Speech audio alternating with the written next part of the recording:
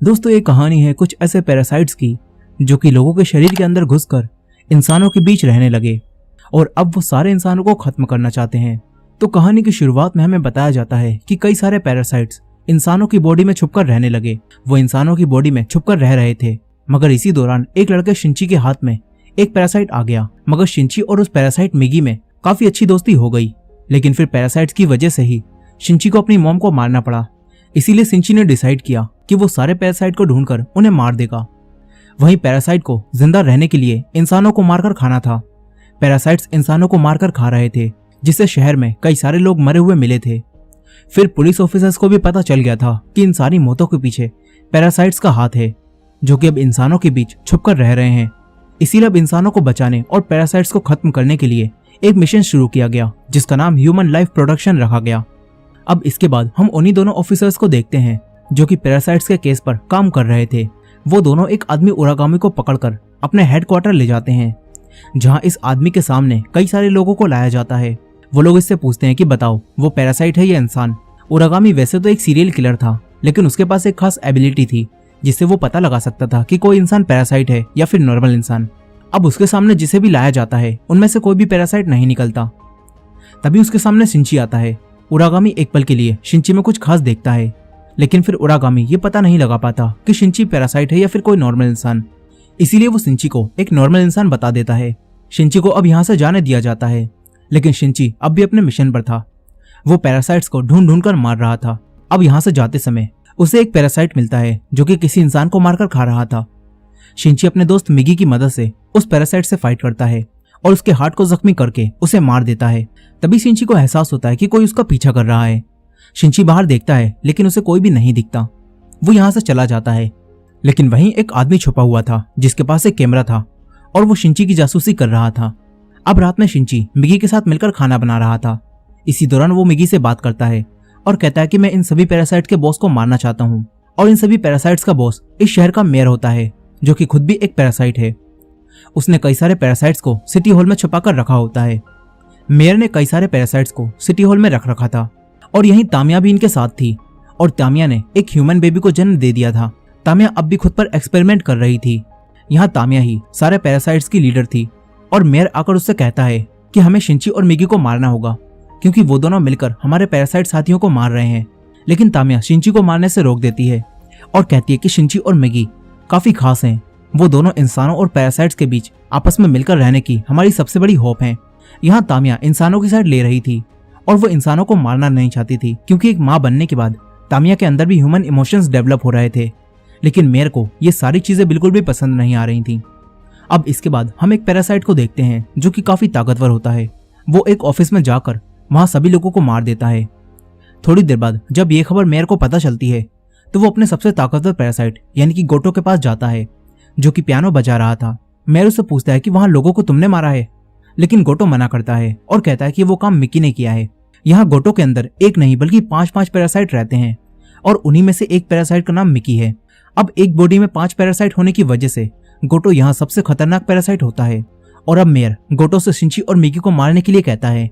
वहीं तामिया शिंची और मिगी को ऑब्जर्व कर रही थी और तामिया ने ही उस आदमी कुरामोरी को शिंची के पीछे लगा रखा था। कुरामोरी ने शिंची और मिगी की कई सारी फोटोज ले ली थी और वो उन दोनों को खतरनाक समझ रहा था। इसीलिए वो तामिया से कहता है कि हमें इस बारे में पुलिस को बता देना चाहिए, लेकिन तामिया उसे ऐसा करने से मना कर देती है। कुरामोरी तामिया के साथ ज्यादा ही पर्सनल होने की कोशिश कर रहा था। दरअसल वो उससे प्यार करने लगा था, क्योंकि उसे पता नहीं था कि तामिया सारे पैरासाइट की लीडर है।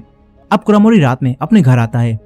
वो इस घर में अपनी एक लौती बेटी के साथ रहता है और उसकी वाइफ की कई साल पहले डेथ हो गई थी। कुरामोरी अपनी बेटी से कहता है कि क्या तुम्हें नई मॉम चाहिए, लेकिन उसकी बेटी कहती है डैड मजाक मत करो, अपनी शक्ल देखकर बात करा करो, इस उम्र में आपसे कौन शादी करेगा। कुरामोरी अपनी बेटी की बात का बुरा नहीं मानता, वो काफी खुश था। वहीं दूसरी तरफ सातोमी को दिखाया जाता है, जो कि शिंची की गर्लफ्रेंड है, लेकिन वो शिंची से नाराज थी, क्योंकि शिंची ने उससे ये बात छुपाई थी कि वो पैरासाइट से जुड़ा है और उनके बारे में सब जानता है। सातोमी उससे नाराज होकर चली जाती है। यहीं अब शिंची को पता चल जाता है कि कुरामोरी उसका पीछा कर रहा है, इसलिए शिंची मिगी की मदद से कुरामोरी को पकड़ लेता है। फिर शिंची को उससे पता चलता है कि तामिया ने उसे उसके पीछे लगाया है। मिगी और शिंची उसे बताते हैं कि तामिया खुद भी एक पैरासाइट है, बल्कि वो तो सबसे चालाक पैरासाइट्स में से एक है। कुरामोरी इस बात पर विश्वास नहीं कर पाता, इसीलिए अब शिंची तामिया से मिलता है तामिया शिंची से बात करती है और उससे कहती है कि तुम्हें सावधान रहना होगा क्योंकि मेरे कलीग्स तुम्हें मारना चाहते हैं। तामिया कहती है कि वो लोग अब भी इंसानों को ही मारकर खा रहे हैं। वो शिंची से कहती है कि मुझे थोड़ा टाइम दो, मैं उन्हें इंसानों की तरह रहना और इंसानों जैसा खाना खाना सिखा दूंगी। लेकिन शिंची कहता है कि अगर उन्होंने इंसानों को मारा तो मैं क्या करूं, क्या मैं ऐसे ही उन्हें जाने दूं।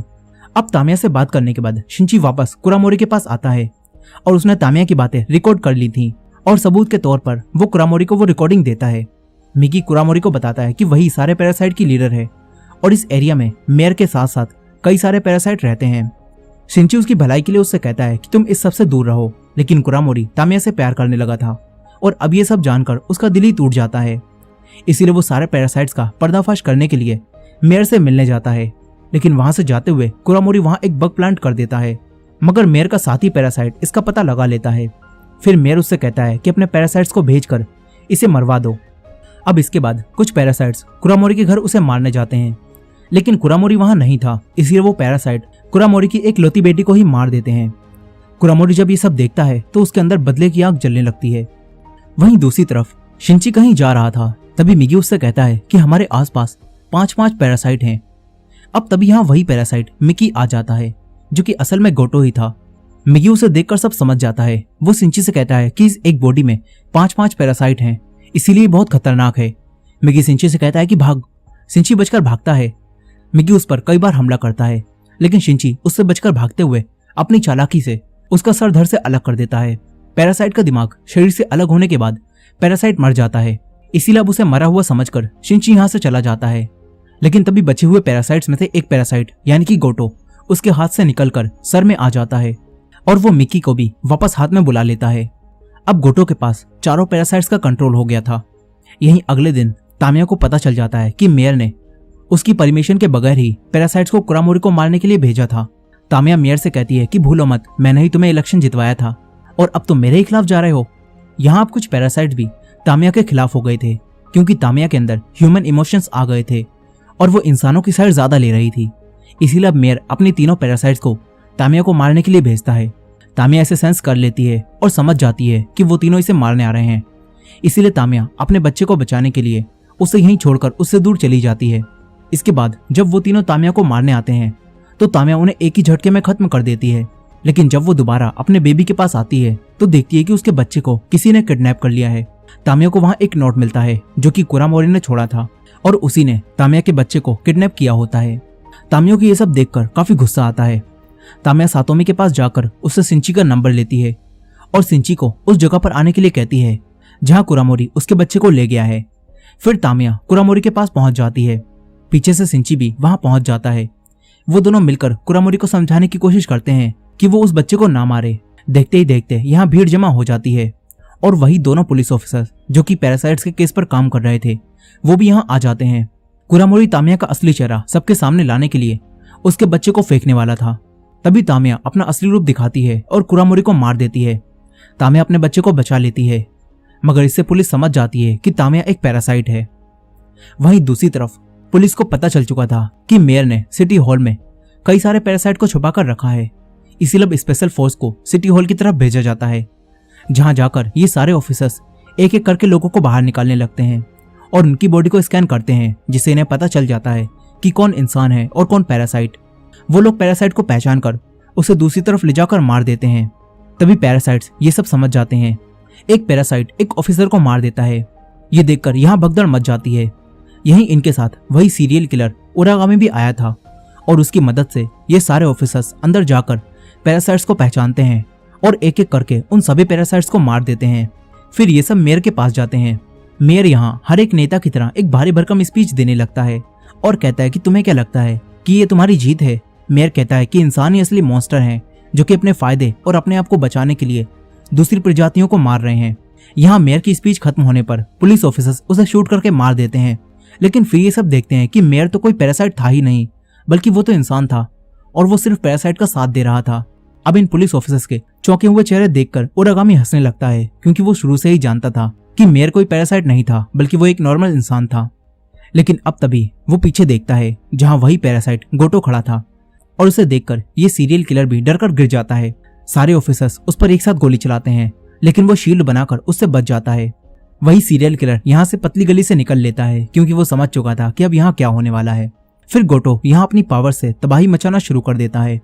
वहीं दूसरी तरफ वो पुलिस ऑफिसर समझ चुके थे कि तामिया एक पैरासाइट है, इसलिए वो पुलिस ऑफिसर्स तामिया को खतरनाक समझकर उसे शूट करवा देते हैं। तभी तामिया अपने बच्चे को प्रोटेक्ट करती है, जिससे उसे कई सारी गोलियां लग जाती हैं। शिंची सबसे रोकने के लिए कहता है, लेकिन अब देर हो चुकी थी और अब तामिया यहाँ मरने लगती है। तामिया मरने से पहले अपने बच्चे को शिंची को देती है और उससे कहती है कि तुम इसे नॉर्मल इंसानों की तरह पालना। इसके बाद यहाँ तामिया की डेथ हो जाती है। तामिया को अपने बच्चे को बचाते हुए मरता देखकर शिंची को अपनी माँ याद आ जाती हैं, क्योंकि पिछली बार उसकी मॉम ने पैरासाइट से उसे बचा लिया था, जिसके बाद शिंची को उन्हें मारना पड़ा था। शिंची यहाँ अपनी मॉम को याद करके खूब रोने लगता है। तभी सातोमी भी शिंची के पीछे यहाँ आ जाती है। सातोमी शिंची को संभालती है। इसके बाद ये लोग यहाँ से जाने लगते हैं। तभी पुलिस ऑफिसर्स को पता चलता है कि एक पैरासाइट ने सिटी हॉल के बाहर इनके कई सारे ऑफिसर्स को मार दिया है। ये जानकर ये पुलिस ऑफिसर्स तुरंत वहां पहुंच जाते हैं। शिंची भी इनके साथ जाता है। तभी मिगी शिंची को बताता है कि यहाँ वही पैरासाइट है जिसकी एक बॉडी में 5-5 पैरासाइट रहते हैं। यहीं गोटो बिल्डिंग के ऊपर खड़ा था। वो इनके बॉस की गर्दन नीचे फेंकता है और फिर नीचे कूदकर यहाँ आ जाता है। शिंची उसे देखकर यहाँ से भागता है। तभी वही पुलिस ऑफिसर उस पर गोली चलाता है, मगर गोटो अपने आप को बचा लेता है। फिर गोटो इस पुलिस ऑफिसर को मार देता है। सारे पुलिस ऑफिसर्स डरकर उसके रास्ते से खुद ही हट जाते हैं। वो शिंची को मारने के लिए उसके पीछे जाता है। शिंची एक कार लेकर यहाँ से भागता है। तभी गोटो एक बाइक से उसका पीछा करता है और उड़कर कार के ऊपर आ जाता है। तभी मिगी कार को नीचे गिरा देता है। मिगी शिंची को बचाकर ऊपर ले आता है, लेकिन फिर ये दोनों देखते हैं कि गोटो अब भी ठीक है। शिंची जंगल की तरफ भागता है। मिगी शिंची से कहता है कि जब तक मैं तुम्हारे साथ जुड़ा रहूंगा वो हमें ढूंढ लेगा, इसीलिए अब हमें अलग होकर उस पर हमला करना होगा। शिंची मिगी की बात मान लेता है। फिर वो यहाँ छुप जाता है। इसके बाद यहाँ गोटो आता है। मिगी गोटो पर हमला करता है, लेकिन गोटो खुद को बचा लेता है। तभी पीछे से शिंची उस पर हमला करता है, लेकिन गोटो उसे भी रोक देता है। गोटो काफी ताकतवर था और वो इन दोनों से ही फाइट करके इन्हें मारने लगता है। तभी मिगी शिंची को बचाने के लिए गोटो से अकेले ही लड़ता है और शिंची से कहता है कि तुम यहाँ से भाग जाओ। वो शिंची से कहता है कि अब ये तुम्हें नहीं ढूंढ पाएगा। मिगी यहाँ गोटो के 5 पैरासाइट से अकेले ही लड़ रहा था। शिंची मिगी को छोड़ना नहीं चाहता था, लेकिन अपनी जान बचाने के लिए शिंची को मिगी को यहीं छोड़कर भागना पड़ता है। मिगी यहाँ गोटो के हाथों मारा जाता है, लेकिन आखिर तक मिगी शिंची को बचाने के लिए गोटो को रोकता है। फिर मिगी मर जाता है। शिंची भागते हुए गोटो से बचकर एक जगह पर छुप जाता है। शिंची काफी जख्मी हो गया था, इसलिए वो यहाँ सातोमी को कॉल करके बुला लेता है।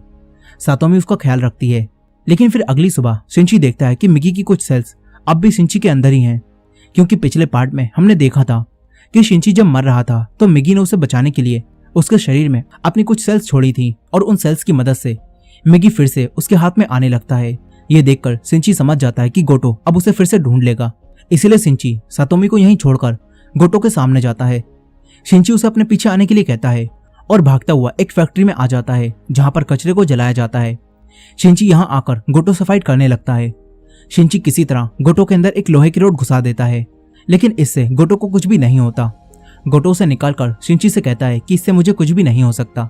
गोटो कहता है कि वो सारे इंसानों को खत्म कर देगा, क्योंकि इंसान ही इंसान के सबसे बड़े दुश्मन है। ये कहकर गोटो शिंची पर हमला करता है, लेकिन तभी मिगी उसे रोक देता है।